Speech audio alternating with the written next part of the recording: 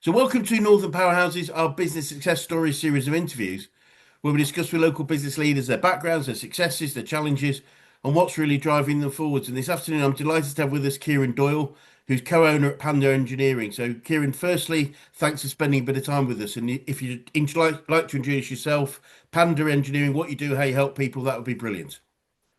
Well, first of all, I thank you for the opportunity. I'm Kieran Doyle. I'm one of two partners of Panda Engineering, and we acquired Panda Engineering in 2019. It was already established 20-year-old company that Right. did CNC precision machining, welding, and fabrication.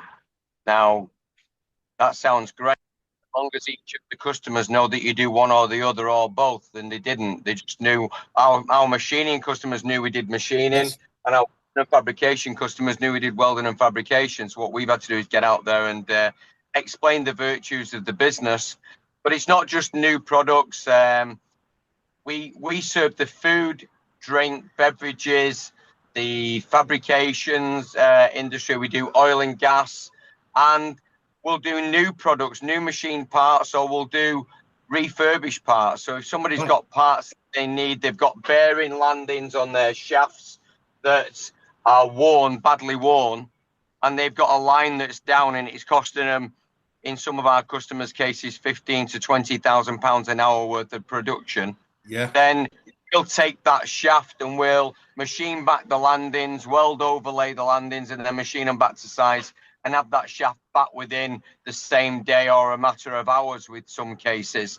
And then the customer Wow. would usually order a new one as well. So Yeah. we do new products, but probably more importantly is our service and fast response on refurbishments to keep customers going. Our strap line is our reliability is your productivity, and it probably doesn't get any better than that with regards to describing the business.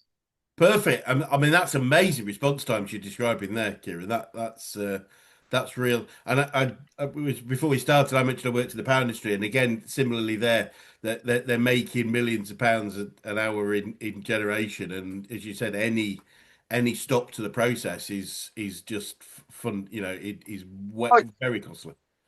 absolutely critical. I mean, there's a lot of customers don't value it and they want everything, for nothing. But we've moved out of that arena and we've tried to get the value for the people that we Right. actually employ. We've got some really good skill sets in our CNC precision machining and our welding and fabrication, probably more so fabrication, because a lot of people can weld, but they get those that can fabricate and weld. And yeah, they've got MIG and TIG skills. Then those people have worked really hard to get the skill sets they've got. And what you don't want to be doing is selling off cheap to the market. Yeah. You need to get a respect for the skills that they've got. So it's finding the right customers, finding the right markets. Yeah, it makes loads and loads of sense. So, Kieran, if we just start looking backwards a little bit, what can you tell us a little bit about your background, how you got into business, and why this particular one for you? I am a mechanical fitter off the shop floor from a company called Mather and Pumps in Manchester. Right? I started in 1979 as a shop floor fitter, then became a test engineer, then did a little bit of service, traveled all around the world in sales and project management. And then I kind of stabilized a bit and became head of production and manufacturing for Sulzer Pumps in Leeds. And then I became managing director for a company called Thermo Fisher Scientific in Runcorn. And then on to Oil Gear Towler in Leeds as managing director. Yeah. And myself and Kirsty Allenby, my business partner, started working together at Oil Gear Towler. We helped turn a lot of that business around and prep it for sale. And then we decided to buy our own business and we bought Panda Engineering. And that's Great. probably the hardest and biggest turnaround project we've had so far. Yes, I know that feeling. I know that feeling. So, I mean, I just interested. Looking back, when you were growing up, is this what you foresaw for yourself, or did you have other goals and plans? Absolutely not. I was a bit of a villain at school, so I had a lot of ill health at school. Right. So I was always at the hospital, and I quickly realised that if I signed the release note, I'd be able to have the day off when my mum went to work, and I'd go back into the house. So I came out of school with no qualifications, and rather kindly, our careers officer said, "Go to engineering; they'll take anybody." So I went to Mather and Platt Pumps, Lawrence Scott for ANSI and British Aerospace, and I passed the mechanical engineering entrance test for those. and I chose Mather and Platt pumps. Right. And then later they sent me to do my ONC, my HNC, and more later was my degree at Manchester Polytechnic and my MBA at Bradford School of Management. Brilliant, brilliant. Yeah, funny enough, I worked at Ferranti. They used to be on what is now part of Manchester Airport. They knocked it down a while ago. Yeah, Um, in Wythenshawe. in Withenshaw, that's right, Alderley Edge there. Yeah. Just yeah, that was my first job. Fascinating. So look, you took the business over. Obviously, it's been quite an interesting journey so far. What are some of the biggest challenges you've had to overcome as you've developed and grown the business? Well, I guess buying a business in February 2019, and Yes. we start to cleanse the business in terms of we had to change out all the non-qualified people that the family had working on machines for qualified people. Right. We did that, and we did really well, to be fair. Once we got to Q4 of 2019, we were growing the business, we were getting great revenue out the door. And then, of course, in February 2020, we had the dreaded C word, COVID. Yeah. And because we were tied to food and drink, a lot of our customers closed and furloughed. And if we'd have closed, we would have probably never reopened. Yeah. So we had to hold on tight. We had to find new customers. We had to take the opportunity probably to cleanse the company. We had an awful lot of machines that were problematic that you don't know until you bought the business. We were struggling to get hold of a maintenance person for each of the different machines that we had. We had maybe have a Fanner, Caduceus, a Hyundai, and XYZ. Right. And what we did is, in the end, during that period, we decided to clear out all the old machines and go for 100% XYZ machines. Not because XYZ are the best, but we knew two maintenance guys who knew XYZ like the back of their hand, and they were available at a click. So we really wanted to make sure that our machines were available if our customers' machines weren't. So therefore, we'd be the automatic go-to. Then we had a few people who were going through retirement. We had to replace them, and that was so difficult because there's an awful lot of qualified people out there, but they can't all do what they say on the CV. Yep. And we decided to 2.5 years ago, we decided to go with apprentices. Now, we don't have a big team. We've only got 14 people, 14 strong, but we've got 4 apprentices, and they're performing better than an awful lot of people that we had from full CVs. And they're doing very, very well. Yeah, very well. So at least they know what our expectations are. Yep. In addition to that, we had to exit a few customers who wanted things cheap and cheerful. We had to exit a few customers who didn't pay the bills, and we had to exit a few customers who wanted extended payment terms, and they wanted us to fund their organisation. So quite a brave step at that time. Yeah. When a lot of your customers are contracting in size, and we were picking and choosing who to work with.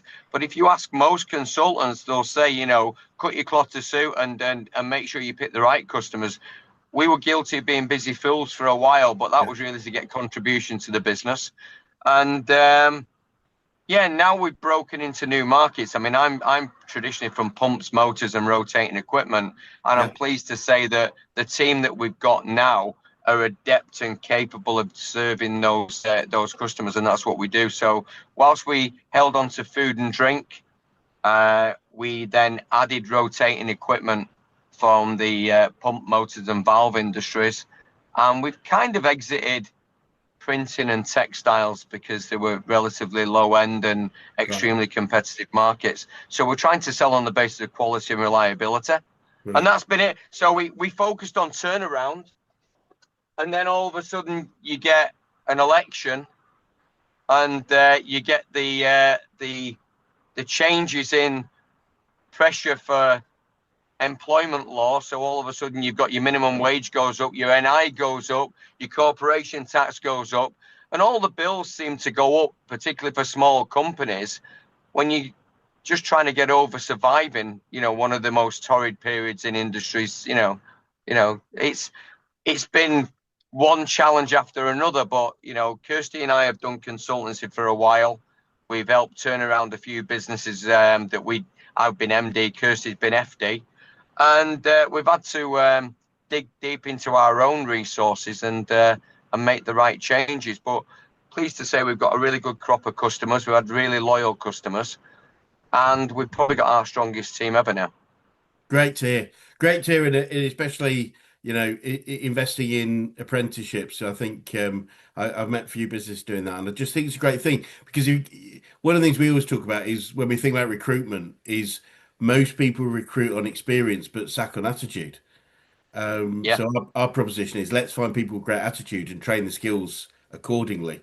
And you get people wanting to do it your way, not their way, if that makes sense. If they've got Well, the attitude. don't get me wrong. We had to kiss a few frogs on the apprentice front as well. You know, there was a few Yes. that didn't know how to get out of bed. You know. I do get that, and but I think hopefully I really believe there are a lot of people will say the new generation somehow aren't as hardworking, etc. I don't think that's necessarily true. I think we've got to be better at engaging people to want to work. But I think, there's an old saying that, when the youth of today don't do what we expect them to do, we say we blame the parents. Well, I think it's a bit like that with apprenticeships. If the company doesn't point them in the right direction, I look at the apprentices that we've got, and we've got a rule that we don't use phones on the shop floor. right, And they need to understand why we don't use phones on the shop floor, why we don't smoke on the shop floor, why we don't vape, why we look at a machine. And if you educate them into the whys and the health and right, safety issues and the quality issues, if one of our customers came in and saw someone on his phone instead of machine in one of his jobs, would he work with us again? And I think that what we need to do is really put into these apprentices the lessons that we were taught when we were coming through, yeah, that we're there to give customer satisfaction so that we get repeat business and longevity in our career. yeah, And if they want a good career, then they need to understand what you've got to do to please your customers. yeah, perfect, perfect. So obviously, I mean, some real significant challenges that you've overcome. Alongside that, what would you say some of the secrets and tips for growing and sustaining a profitable business? Wow. In the current, I think the last 3 or 4 years has been the most difficult I've ever seen. And I've seen customers, I've been seeing companies lose half their staff in the early 80s and stuff, with the recessions of the 80s, massive downturn. But I don't think anything has been as challenging as the last 4 or 5 years. Yeah, And I think that a lot of business owners have closed because the current environment was affecting their pensions, and they've worked 40, 50 years to establish that pension, and they've decided just to call it a day. So I think one of the toughest challenges is digging in and saying we're in it for the long game. And that's what we've had to do. yeah, We've had to, I think cash is king, and that can be the massive constraint on a lot of these companies. And I'll say now that as directors of businesses, a lot of directors of businesses need a pat on the back just for staying open, because they've paid the staff and not themselves. I 100% agree, and I think I think you and I have probably been through a couple of recessions of various types, and one thing I've always believed is just getting through it is a win in itself. It's It is, yeah. I think to be fair, I mean, you hit it on the head. Getting through it is a win on it by itself. Once, maybe twice, but 3 and 4 and 5 times in the last 4 years. yeah, Eventually, you said, "Look, I've had enough of getting through it. I want to make the margins that we came in this 100%. business for." But we've seen challenge after challenge after challenge, and I think that I'm a Mancunian, and I use the word bounce back ability a lot, and I think that's what we've needed.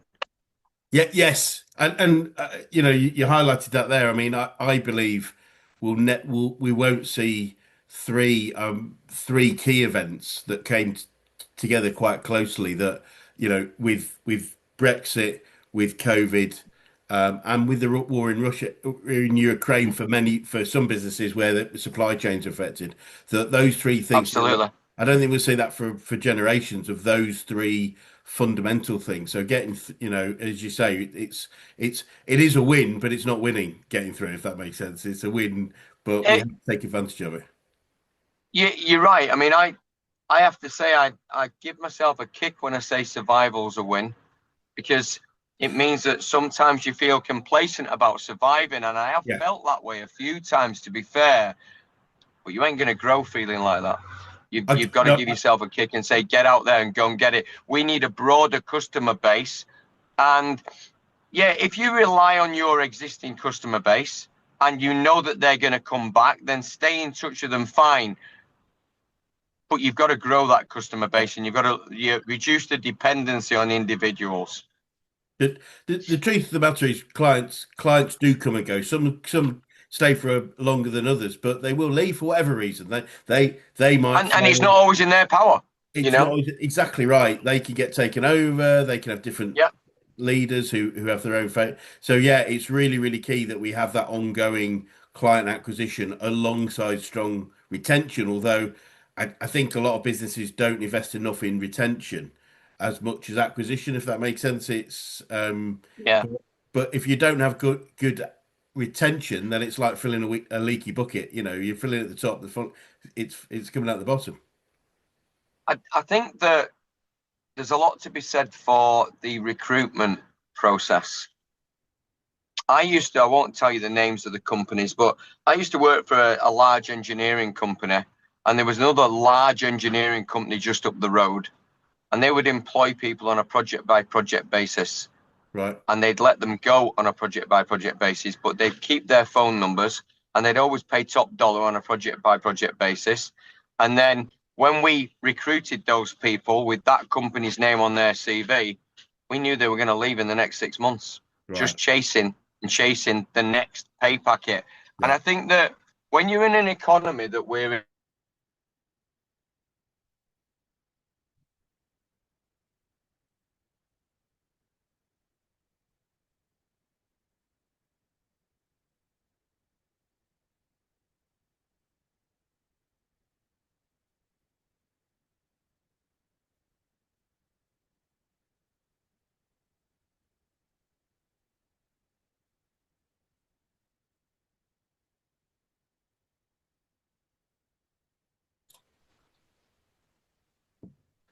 Yeah, so please go on. You were just talking about the economy in general.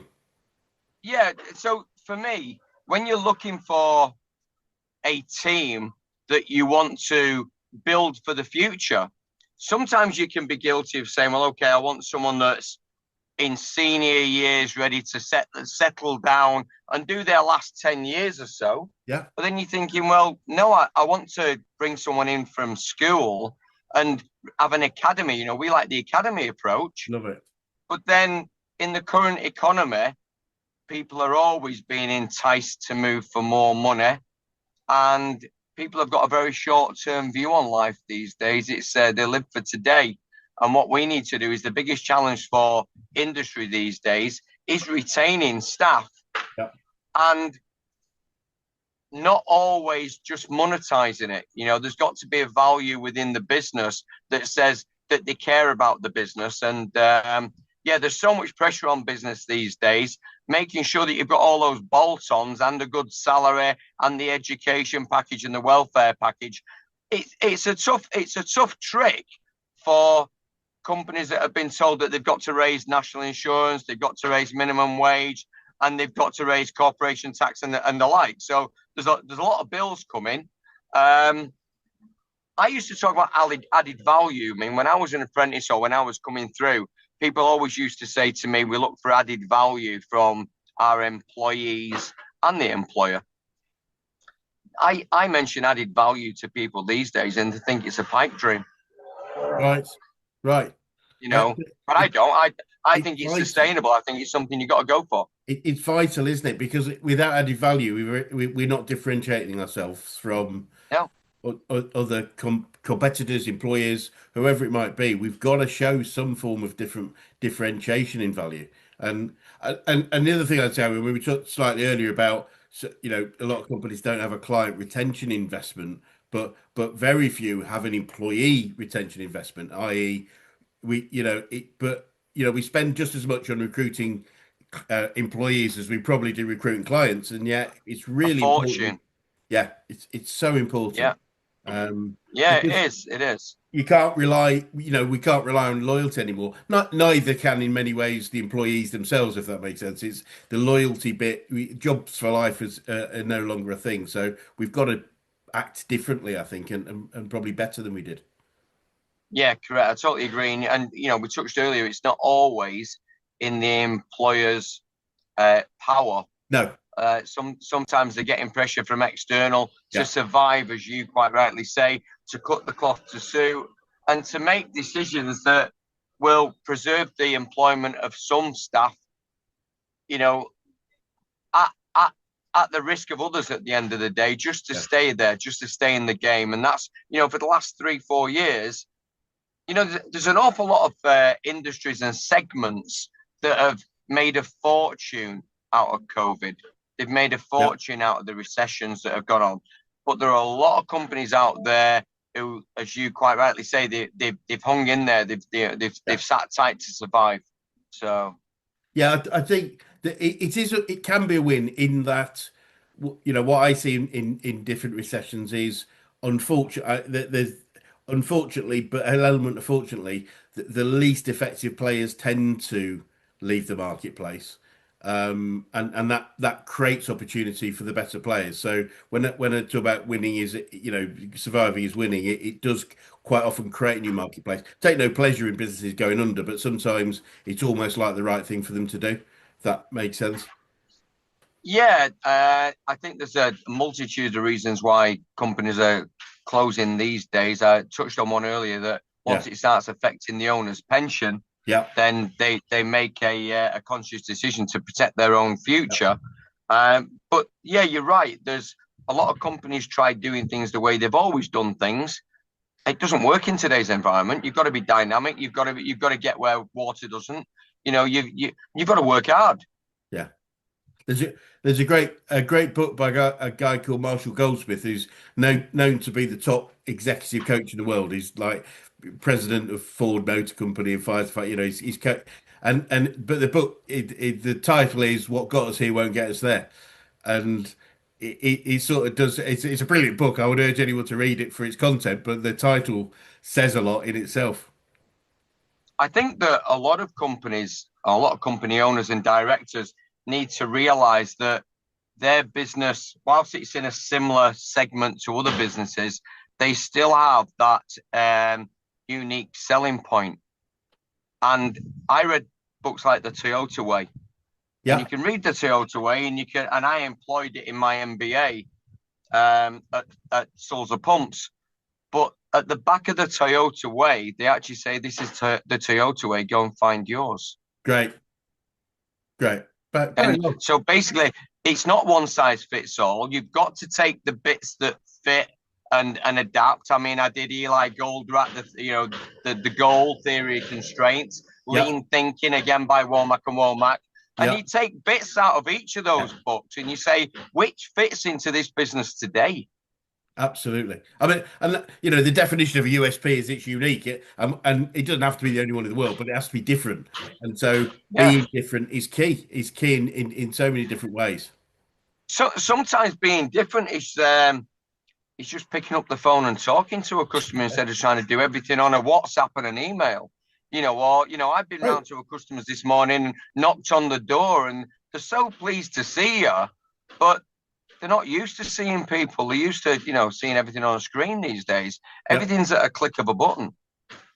I, I mean, one of the things I say to people I work with, we talk about USPs and then matching them with guarantees. In other words, support, give people confidence. And I say, one guarantee I've got is I care. I care about the people I work with, and that sounds very soft and fluffy, and quite often people laugh. I say, well, look, it's absolutely true. You don't have to believe me or not, but I will be celebrating your wins nearly as much as you will, Yeah. because it's important, and people get that over time, and that does make a difference, I think, because doing anything just for the money is only a temporary way forward. I think it's important to have the passion for what we do alongside that.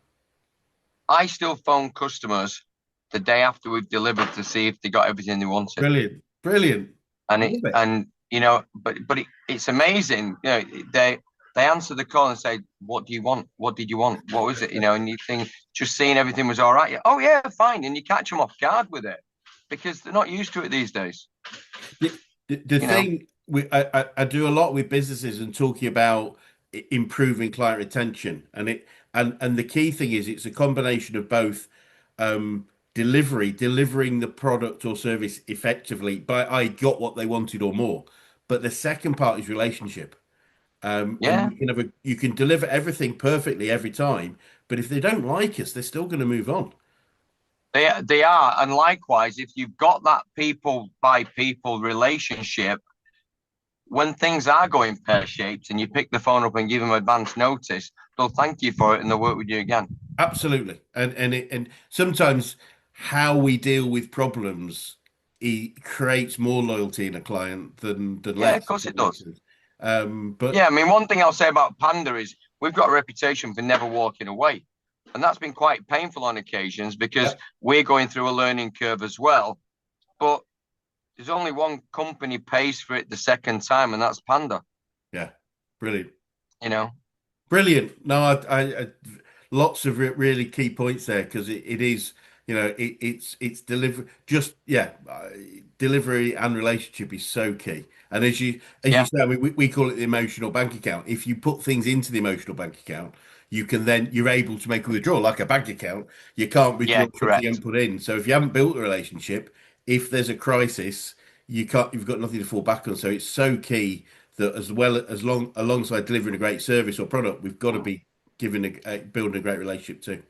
Um, Super, Correct. Yeah. And I think we do that from cradle to grave. We have to do it from point of inquiry to point of delivery and beyond. brilliant, brilliant. Well, Kieran, I think you're probably aware we're a business coaching organisation. I'm just keen to know who the best coaches you've worked with, whether that's business, sport, or life in general. Who's had the biggest influence on you? I would say that I've probably got a handful of mentors in my career. And they were, I don't know, probably people on the shop floor that I worked with. I was telling an apprentice this morning that it wasn't the supervisors that taught me, it was the people in their overalls. And if I Brilliant. let them down, I'd get a clip or I'd be known about it because we were affecting their livelihoods and their bonus packages and their take home. So some of those people were the best coaches I've ever had. But then I've been lucky to work with some really, really good directors as well. I mean, Yeah, I've been put on the straight and narrow a few times, believe me, because yeah, I was going off at a tangent a few times, and I needed dragging back and teaching a few lessons.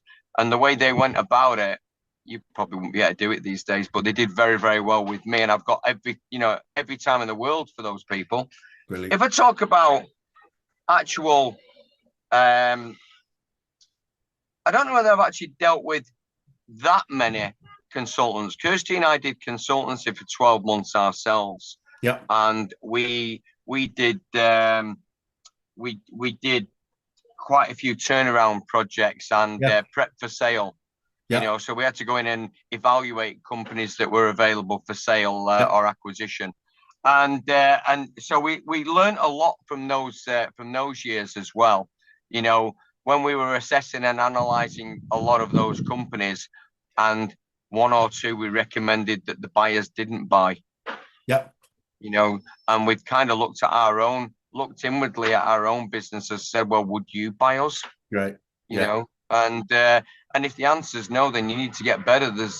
Because whether you're in it for the long or the short game, if you if you're not good enough for someone else to put the money into it, then you're obviously not making enough money yourself. yeah. No, that reminds me. I think it's Warren Buffett talks about the most successful investor in the world. He says he doesn't buy the stock, he buys the company, but he buys the stock as if he was buying the company. And if the company Yeah, doesn't have clarity of direction, if it doesn't have key points of difference, then he doesn't buy the stock because it's going nowhere. it, it's an interesting one because Panda Engineering, when we bought Panda Engineering, it has a 3 to 4 week lead time, so 3 to 4 week longevity. And what we're trying to do is extend that phase so that we've got level load within the business, Yeah. so that we're not just reliant on the next job that comes through the door. Yeah. We want something to secure, and yet it's existed for 26 years in its current guise, and it's kind of managed on pass through every month. It kind of starts with a low number and ends with a number, and it's what we want to do is embed a level load so that we don't have that worry. I mean, let's worry about the 30 or 40% and not about the 60%. So yeah, it's quite tough when you start, as you say, you go back to zero every month and start yeah, again with a low number. I know you said, but that's a tough gig. That yeah. it is. Yeah, I totally. I mean, but it's a very fair point you make. It's a model that the business has operated for a very long time. So I guess it's always great to move away from it. But I guess it is a successful model in itself. But then it's taken out you guys, I would imagine, because of the concern that you're bound to have, whether that's conscious or even subconscious, every month when you're going back to square one, is going to be quite challenging. Yeah, and I think that as prior consultants to businesses, we have the ability to look at the short game whilst planning the long game. I mean, we're not going to live for today. We plan for tomorrow. Yeah. But we make sure that we survive today. And you've always got your eye on the ball, and we're always, we've employed some cracking people just lately. And they're part of our long-term plan. They're part of our management team going forward. Brilliant. So we've gone through this survival phase and getting by, and we've contracted to make sure that we got through that. And now we're coming out the other side. We've taken a few people on who we're here for the long game, and they're going to help us grow. So Brilliant. there was always a vision, a mission, and a strategy. It's just that I think that the last few years has slowed that down with a lot of businesses. Yeah. But it doesn't take it off the table. No, absolutely couldn't agree more. And I love to collect quotes or sayings about business or success in general. Is there anything you catch yourself saying on a regular basis that you'd like to share? Every day's a school day. Great. It's I also have one from the Charlatans album, which is "Live It Like You Love It." But there you go. Live it like you love it. It's very relevant to business as much as anything else, isn't it? It's like you got to live it like you love it. Otherwise, what's the point? It's Well, I tell people, you spend a lot of time at work, and I think that if you find a job that you love and you do something that you will love, you will do it to the best of your ability, and the rewards will come. Yeah. But if you go to work every day and you don't like what you do, then get out of it. And as I say, I do quite a lot of songwriting, and one of my favorite bands of the day was the Charlatans, and their album "Live It Like You Love It" is my mantra to life. Love it. Brilliant. I will go and listen to that again. Been a very long time, but I'll dig that out and do that. And can you recommend any favorite books or podcasts on business or success in general that you've read or you listen to on a regular basis? I'd go back to probably Theory of Constraints, The Goal, which was very, very good. I did a lot of podcasts for a while with Jack Welch, who eventually accepted and admitted that his theory of 70-20-10 was wrong. Right. Because you can't constantly improve. Eventually, you're getting rid of the 10% that you thought were your stars in the first place. And you can't keep doing that in today's society. You need to create longevity within your team. So, some of the best podcasts I've listened to, they've continued learning. I mean, Jack Welch had been around a long time. And, the last one I listened to, he was actually admitting that he'd got it wrong. So again, every day's a school day. It's but I'm going full circle. I've got a new production manager, and I bought him the Goal, and bought him the Toyota way, and I bought him Lean Thinking by Womack and Womack, and I don't know. There was one that I read a long time ago, which was Production Theory and Practice by A. Cole.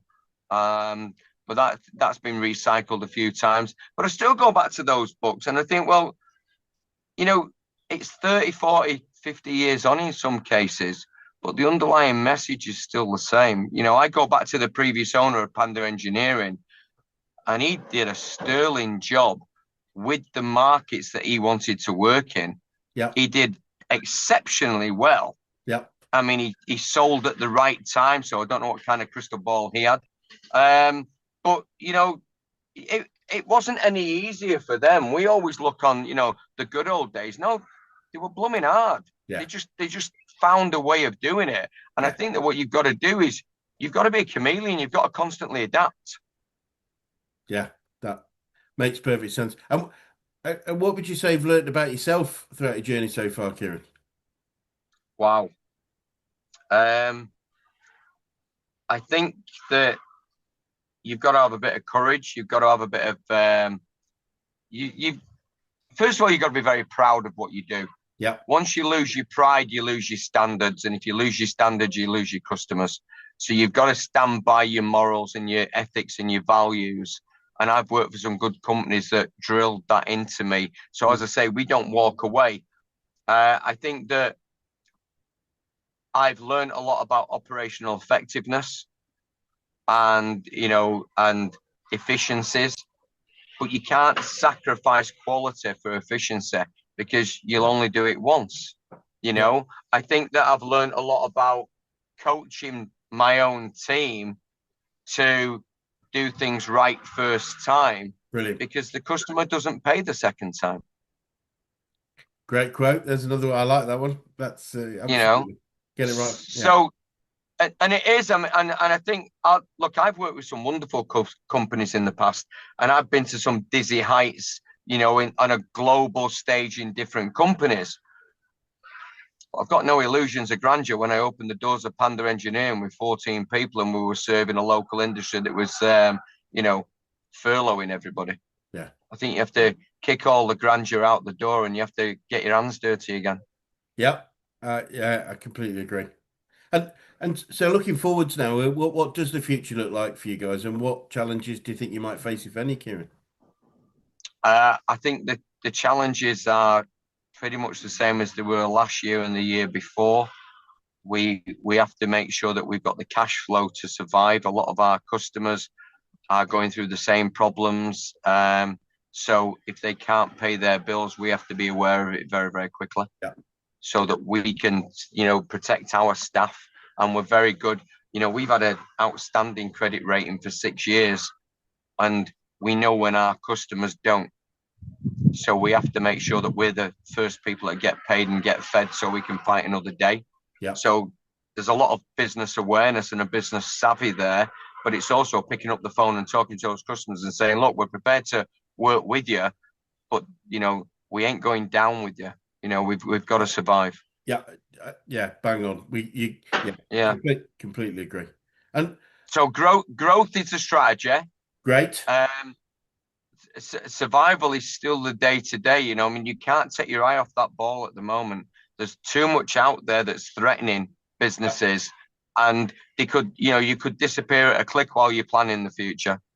Yeah, no, that makes sense. Unfortunately, it's an unfortunate reality at the moment, isn't it? And I guess related to that, I'm keen to know what you'd say to anyone that was thinking of going into business right now.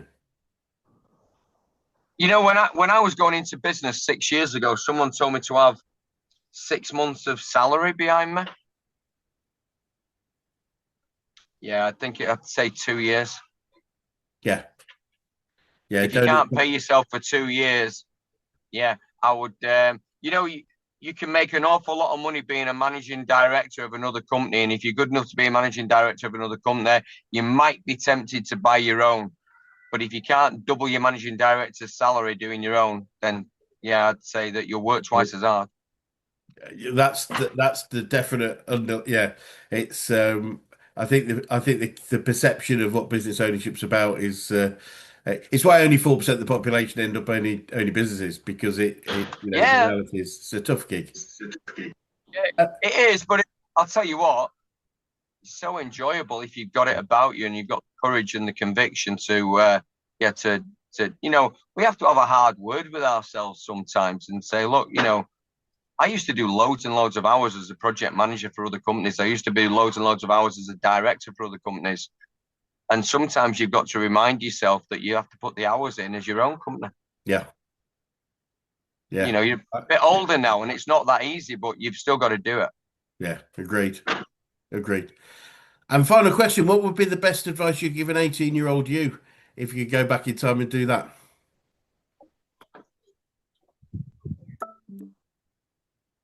Do it again the same way. Go for it. Brilliant. Yeah. I have no regrets in anything I've done. I've I've been treated so well from my apprenticeship, from that careers officer who told me to go to engineering, they'll take anybody. Thank you, because he was right. But not only that, those engineering companies also held the door open for anyone who chose to go through it. And Brilliant. they, and help was there if you asked. And I've been sponsored, I mean, I know so many people who go for a degree and an MBA and they come out with a bucket load of debt. I had companies pay for mine. I'm over the moon, absolutely over the moon with the way I've been treated. Brilliant. Brilliant. Well, Kieran, it's been fascinating to talk to you. And obviously lots going on with you, and I really wish you best of luck. I know it is tough times in many ways, but I'm sure with all the experience you've got, that you'll see through it to get to that point of growth and increased profitability. And for anyone that's watching, like to get in touch with you or Panda Engineering, what would be the best way of doing that? Well, you can contact us on info at panda-engineering.co.uk, and Yeah, that's for precision machining or welding and fabrication. And you'll find us on LinkedIn. We're prolific on LinkedIn, and we get an awful lot of customers and business from LinkedIn as well. So we're probably more dominant on LinkedIn than anything else. brilliant. But I would say, yeah, pick up the phone, and that's yeah, 0274 744 887. Brilliant. Well, it'd be great to swing by another 6, 12 months to just see how things are progressing Yeah. and developing. But I really thank you for your time today. And yeah, thank you so much. No, thank you, Chris. I appreciate the opportunity. Brilliant. Thank you.